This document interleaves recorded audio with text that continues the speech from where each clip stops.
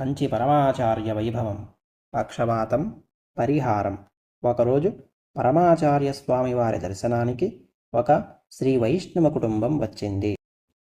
వారు శ్రీమద్ రామానుజాచార్యులు స్థాపించిన శ్రీ వైష్ణవ సాంప్రదాయం పాటించే వారైనప్పటికీ మహాస్వామి వారిపై వారికి అచంచల భక్తి విశ్వాసం.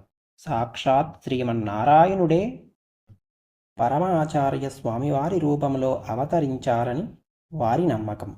వారి కుటుంబ పెద్ద అనారోగ్యం పాలైనందున అతన్ని కూడా వెంట పెట్టుకొని వారు శ్రీమఠానికి వచ్చారు. అనుకోకుండా ఆ కుటుంబ యజమానికి పక్షవాతము, చిత్తభ్రమ కలిగాయి. దాని నివారణ కోసం ధన్వంతరి స్వరూపమైన మహాస్వామివారి వద్దకు వచ్చారు. పరమాచార్య స్వామివారు వారిని లోపలికి పిలిచి వారిని కూర్చుండజేసి వారి బాధను విన్నారు.